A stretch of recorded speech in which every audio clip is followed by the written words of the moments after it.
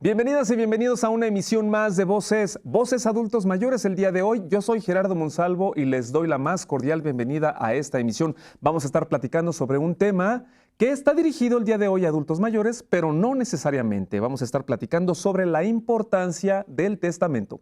Comenzamos.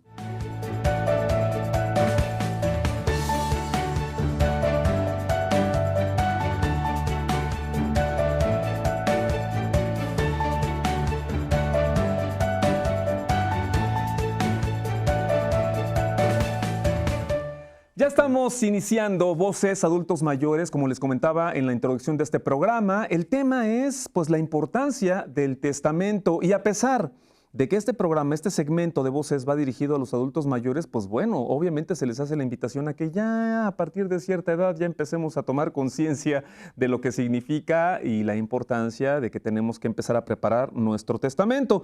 Está con nosotros el maestro en Derecho José Raúl González, que es quien nos va a platicar al respecto de esto. ¿Cómo estás? Muy bien, muchas gracias por la invitación. Bienvenido. Gracias.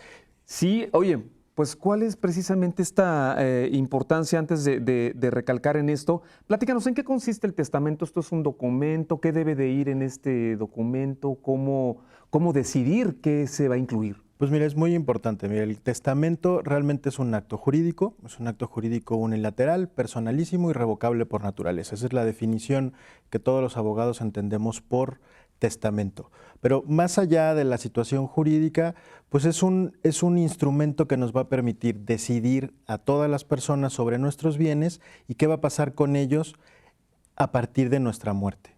Entonces, eso nos permite, pues, asegurar a nuestros seres queridos, nos permite, pues, a lo mejor tomar una serie de decisiones respecto a qué queremos hacer con nuestros bienes, qué bienes se van a tomar en consideración, todo nuestro patrimonio. Claro. Y pues no hay limitantes. De hecho, mencionabas ahorita la edad, la situación de que es para los adultos mayores. Se piensa que es para los adultos mayores principalmente, pero no es así. De hecho, nuestro código nos permite testar a partir de los 16 años. Sí.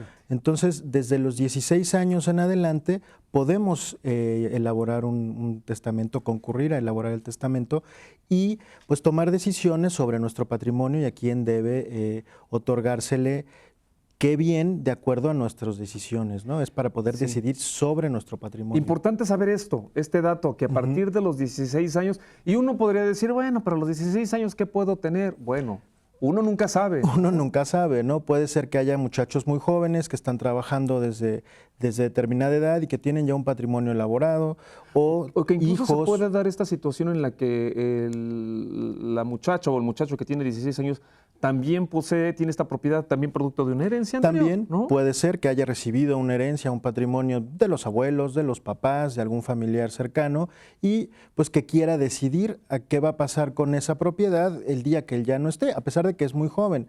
Muchas veces se piensa que entre más grande o más edad tiene uno es cuando tiene que hacer su testamento. Claro. Y la verdad es que no hay un momento idóneo. Uno tiene que decidir. Es una situación muy difícil porque no estamos acostumbrados a hablar de la muerte, claro, y eso nos cierra mucho. Como que es un tema que hacemos a un ladito y sobre todo con mayor incidencia cuando estamos relativamente jóvenes adultos. Ay, pues a mí nunca me va a pasar nada y pues prefiero tener a la muerte de aquí a Normalmente los jóvenes dicen, ahorita no tengo patrimonio cuando trabaje, cuando compre mi casa, cuando me case, cuando tenga hijos. Y lo vamos postergando ya cuando ya no pueda. Porque también hay limitantes a que si yo ya no puedo decidir por mí mismo o no puedo manifestar mi voluntad, pues a lo mejor cuando quiera hacer mi testamento ya no va a ser posible, ¿no? Por esta situación de que a lo mejor tenga algún padecimiento mental o alguna discapacidad y ya no pueda hacerlo. Y en este sentido, ¿qué es lo que se tiene que hacer? ¿Quién toma la responsabilidad si la persona que va a hacer el testamento ya no tiene estas capacidades de decisión? Bueno, el testamento que normalmente hacemos es el testamento público abierto. Ese testamento se hace ante notario público y el notario público tiene que examinar si la persona que va a realizar su testamento está en lo que llaman, en la toma de decisiones evalúan que esté centrado en sus 3 esferas: lugar, tiempo y persona. Es decir, que sepa quién es, que pueda manifestar su toma de decisiones, que sepa quiénes son los que lo rodean, que sepa ubicarse dónde está, en qué momento. Esto se hace a través de preguntas muy sencillas que el notario hace directamente al testador o testadora, para verificar que efectivamente pueda manifestar su voluntad y que no esté siendo coaccionado, Claro. o que no tenga algún padecimiento mental como Alzheimer o alguna discapacidad que le impida poder testar libremente.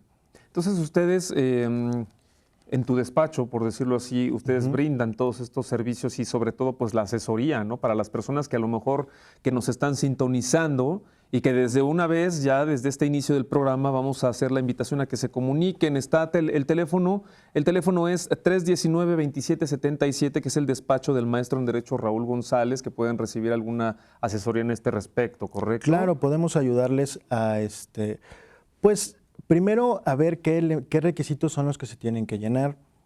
Muchas veces preguntan que si hay que llevar mucha documentación, que si tengo que llevar las escrituras de la casa, la factura del coche. Realmente no es necesario. Lo que se tiene que tener es una idea de, pues a lo mejor del patrimonio, Claro. poderlo enlistar, pero pues no se necesitan ni documentos de propiedad, ni títulos, a menos que quieran algo muy, muy específico, ¿no? Puede haber testamentos tan sencillos como decir: dejo todo mi patrimonio a mi esposa, Claro. y si a falta de ella a mis hijos. O puede haber testamentos tan específicos como establecer una serie de legados, que es decidir que se va a dejar un bien particular a una persona en específico. Por Muy ejemplo, bien. si tu Ajá. papá te quiere dejar, no sé, un reloj que le gustaba mucho, una medalla, y pues se la dejo a mi hijo Gerardo, y eso sería establecer un legado. Claro. Bueno, estamos platicando con el maestro en Derecho, Raúl González, y el tema del día de hoy es la importancia del testamento. Nos tenemos que ir a un brevísimo corte. No se despegue, esto es Voces Adultos Mayores. ¿Sabías que, en México, 1 de cada 20 personas adultas o mayores de 16 años cuentan con testamento?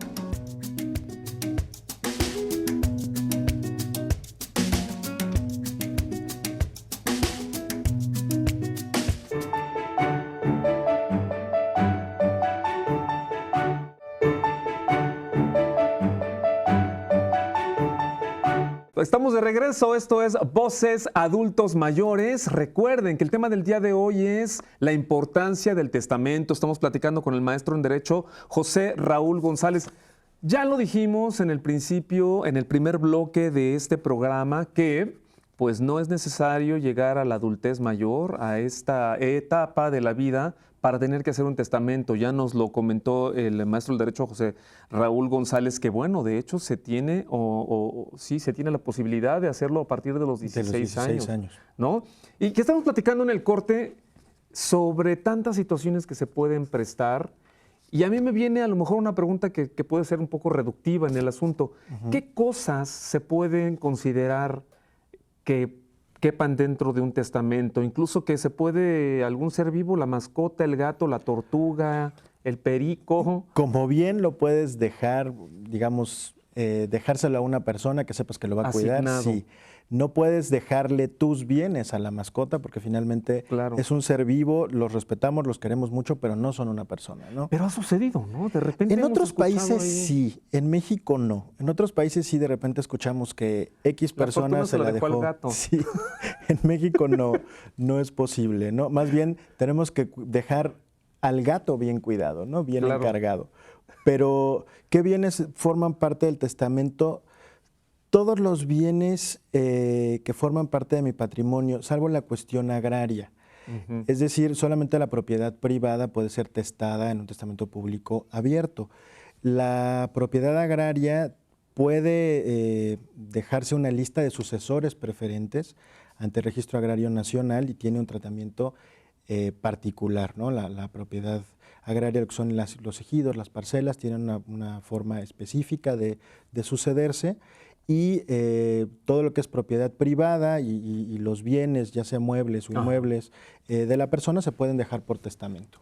Y entonces, en el caso en el caso agrario, como nos lo acabas de comentar, ¿quién es el que decide finalmente? Me imagino que hablas de tierras. Decide el titular de la parcela, pero no lo hace a través de un testamento, hace una lista de sucesores preferentes, es decir, establece a una persona en primer lugar, y si esa persona no quiere o no puede recibir la herencia, al segundo sucesor y así, ¿no? O sea, ¿este se puede considerar como otro tipo de testamento? ¿O otra forma de... es que no es un testamento como tal, pero sí es una lista que le da derechos de preferencia sobre esos bienes a la persona que está ahí. Por ejemplo, si mi papá me va a dejar una parcela, pues normalmente en la cuestión agraria, se pone como sucesor preferente a la cónyuge, al hijo mayor y al hijo menor y así sucesivamente, o se puede dejar a alguna otra persona siempre y cuando pues, haya un nexo familiar, y si no lo hay, pues sí a un tercero. Digamos, son otras reglas muy específicas que nos dicta la ley agraria. Oye, y entonces en este sentido, ¿se puede hablar de que hay varios tipos de testamentos o es solo uno? El Código Familiar del Estado establece varios tipos de testamento. La cuestión agraria no lo toma como testamento, le denominan lista de sucesores preferentes. Hay testamentos diversos, como te decía en el Código Familiar, como es el testamento público cerrado, el testamento hológrafo, que es el que normalmente te sacan en la televisión, que dice voy a dejar una carta póstuma y que la deposito en tal lado. Que ocupan en las películas. Ese es el testamento hológrafo, es el que se hace de puño y letra, ¿no? Y tiene una serie de requisitos y se deposita por duplicado en el registro público de la propiedad, bueno, en Morelos en el Instituto de Servicios Registrales y Catastrales del Estado.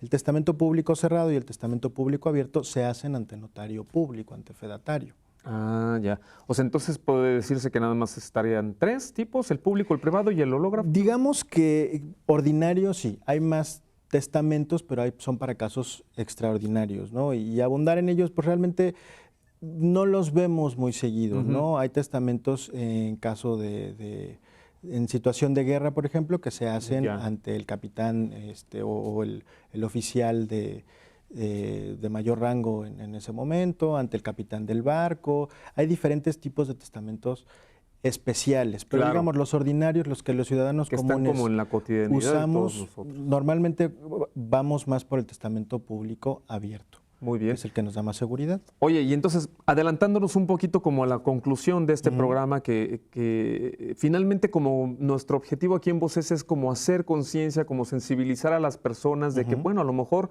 hacer un testamento no está dentro de mis planes del día de hoy, por decirlo así, pero que sí es importante, ¿no? ¿Qué pasa? Porque, bueno, uno nunca sabe dónde vamos a ir a parar, ¿no? Al final del día. ¿Qué pasa si no se hace el testamento? Está la famosa palabra, la famosa frase, murió intestado, ¿no? ¿Qué pasa? ¿Cómo se reclaman los bienes que dejó la persona que ya no está entre nosotros? Te propongo que esta pregunta me la respondas en el siguiente bloque. Estamos platicando con el maestro en Derecho José Raúl González al respecto de la importancia del testamento. Esto es Voces Adultos Mayores. No se despegue. ¿Sabías que el mes de septiembre es considerado el mes del testamento, ya que en todo el país las notarías otorgan descuentos de hasta el 50%?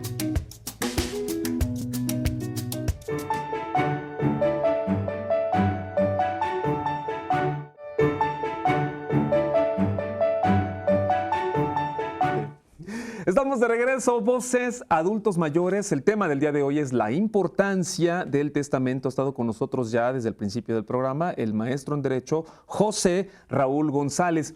Antes de irnos a corte, quedamos con una pregunta pendiente. ¿Qué sucede cuando la persona no hizo su testamento y se nos fuga de este mundo? Pues mira, lo que pasa es que tienes que tramitar la sucesión legítima. Es decir, ir ante el juzgado civil o familiar a denunciar que la persona falleció con el acta de defunción y una serie de documentos que, bueno, nosotros como abogados te solicitamos para poder llevar a cabo el trámite. Y lo que sucede es que se va ante el juez para ver quién tiene mejor derecho sobre los bienes y en qué proporciones. Y como regla general, los familiares más cercanos excluyen a los más lejanos, es decir, tienen mejores derechos la o el cónyuge, los hijos, los nietos, contra, digamos, hermanos primo. o un primo lejano, ¿no? Eso yo me imagino que debe ser, aparte de que se escucha como que es un proceso muy complicado, pues ya va como en niveles, ¿no? Si no existen los hijos, si no existe el cónyuge, se va como recorriendo esta cercanía en los familiares. Sí, la ¿no? misma ley nos establece qué pasa cuando no hay hijos, qué pasa cuando, por ejemplo, si yo no tengo hijos y me sobreviven mis padres, quien deben heredarme en la sucesión legítima son mis padres. Claro. Si no me sobreviven mis padres, pero me sobreviven mis hijos, pues quien deben heredar son mis hijos. Y así la ley nos va poniendo cada supuesto. Podría parecer un poco complicado. Las situaciones familiares, cuando hay un litigio, pueden ser complicadas si no hay una armonía familiar, ¿no? Si hay Claro. algún malentendido, alguna situación personal, sí se vuelven más difíciles. Que no sé si de repente coincidirás conmigo que, bueno, es más bien estas situaciones como que Pueden ser lo ocasionan- más común, ¿no? O ocasionan alguna diferencia, ¿no? ¿Por qué, en el caso del testamento, por qué le estás dejando más a mi hermano que a mí? Claro. Digo, porque la ley te dice, todos los hermanos pues, tienen el mismo derecho, pero en el testamento yo puedo decir, pues a mi hijo Pedrito le dejo la casa y a mi hija Juanita le dejo la casa y le dejo las alhajas y le dejo tal cosa. Y puede ocasionar una diferencia entre hermanos por decir, por una decisión, ¿no? Claro. Y en ese sentido, los inconformes pueden, pues como que apelar para que les toque lo que ellos creen que es Pueden su derecho. apelar, tienen derecho, pero si el testamento guarda todas las formalidades que Claro. nos establece el código, es muy difícil que proceda. Porque finalmente es la decisión y como bien dices, Es la decisión del testador. Está a través del notario y pues Así es. finalmente fue la decisión de la persona que hizo el testamento y pues no hay ni para atrás ni para adelante ya. No, alguno de los casos donde sí hay que tener más cuidado es cuando se trata de menores. Cuando hay menores de edad, estos siempre tienen que estar en el testamento, todos los acreedores alimentarios, bueno, no solo los menores e incapaces, pues sí tienen que, el testador tiene que dejarle bienes suficientes para su subsistencia, ¿no? Claro. Oye, para aclarar entonces, el testamento se tiene que hacer ante un notario. Ante notario público. Pero, ¿qué sucede cuando no pasa esto y de repente encuentran en un cajón alguna carta, alguna nota que tuvo la intención primaria de ser algún testamento, pero pues finalmente no fue notariada? ¿Qué pasa allí? Bueno, cuando es una carta así, tendríamos que checar si cumple los requisitos del testamento hológrafo y si, en su caso, un ejemplar de esa carta fue depositada en el Instituto de Servicios Registrales y Catastrales del Estado. De no ser así, pues no surte efectos, ¿no? Es como una recomendación o incluso los tanatólogos recomiendan, pues haz una carta emocional donde digas pues todas las felicidades que tuviste o los perdones que tienes que hacer, bueno, pues queda como eso, ¿no? Como una situación, como un ejercicio Claro, de reflexión. Pero no surte efectos jurídicos. Si no cumple Claro. los requisitos del testamento hológrafo, no va a tener ninguna injerencia. Ya para empezar a concluir entonces, pues cuáles son estos requisitos que se tienen que llevar, si se requiere, ya creo que ya mencionaste que no hay necesidad de presentar facturas ni nada de eso. Lo más recomendable es acudir con un fedatario público, hacer una cita. Pueden acudir con nosotros como abogados para que les podamos orientar y decir, digamos, planear una estrategia en la toma de decisiones de lo que van a dejar como herencia. Y el notario lo que va a solicitar son 3 testigos mayores de edad, que sepan leer y escribir, que sean idóneos, que el testador esté en pleno uso y goce de facultades, ya sea un adulto, alguien mayor, alguien de 16 años, alguien mayor de edad, un adulto joven o un adulto en plenitud, que estén en aptitud de toma de decisiones, su identificación y pues el notario va a tomar, digamos, el dictado del testamento de cuáles son las decisiones que él toma respecto a sus bienes, ¿no? Oye, y ya para concluir, porque ya nos queda muy poquito tiempo, estuvimos platicando sobre una situación en el corte que también a mí me pareció muy importante que se mencionara. Muchas veces este asunto del testamento se puede mantener en secreto o en discreción y en otras ocasiones, pues me comentabas que sí se puede comunicar, pero a la hora de comunicarse hay que tener como que estas mantener distancia sobre la decisión, porque de repente hay casos en los que ya se creen dueños Sí, antes de se puede que- prestar a malos entendidos, ¿no? Me comentabas de una anécdota de una señora. Sí, lo que pasa es que, sobre todo, desafortunadamente pasa con los adultos mayores, ¿no? Me tocó ver el caso de una señora donde hizo su testamento en los meses del testamento, que en Morelos son 2, septiembre y octubre, y estaba muy contenta, llegó con su testamento a su casa, se le entregó su testimonio y se fue. Y a los 15 días regresa llorando con el notario y le dice, oiga, lisiado, ¿puedo volver a hacer mi testamento? Y dice, sí, señora, las veces que usted quiera. ¿Por qué lo quiere volver a hacer? ¿Que no quedó conforme? ¿Qué pasó? Dice, es que mi nuera encontró mi testamento, vio que yo le dejaba los bienes a mi hijo y me corrió de la casa porque dice que mi hijo ya es dueño de la casa. Esto no es así. Ahí El esa testamento, pues sí, no era lo que yo pensaba, ¿no? Y el testamento, bueno, pues surte efectos cuando yo no esté, cuando Exacto. yo falte, cuando me muera. Antes no surte efectos. Antes puedo cambiarlo tantas veces yo quiera o crea conveniente, ¿no? Eso es precisamente a lo que también nos puede llevar esta anécdota, que se puede cambiar las veces que la persona quiera y sobre todo, ¿qué costos genera esto? Cada vez que cambia hay que estar... Sí, cada vez que se cambia el testamento hay que hacer un gasto, digamos, eso es lo único, pues complicado, no todo el mundo tenemos para estar haciendo un testamento cada 15 días.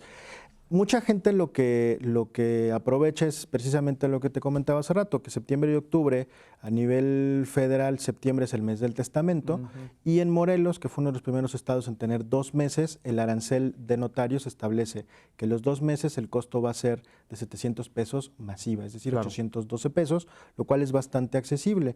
El resto del año, bueno, tendrá un costo superior que oscila entre los 1,500 y 3,000 pesos, dependiendo también de la complejidad del testamento y del notario. Muy bien. Voy a dar el teléfono donde se pueden comunicar con el maestro en Derecho José Raúl González, 319-2777. Es el teléfono de su despacho, 319-2777. Agradecemos al maestro en Derecho José Raúl González. Muchísimas gracias por su presencia. Gracias por la invitación. Y pues bueno, se nos ha terminado el tiempo para el capítulo del día de hoy de Voces Adultos Mayores. Yo soy Gerardo Monsalvo. Muchísimas gracias por su atención. Nos vemos en la siguiente.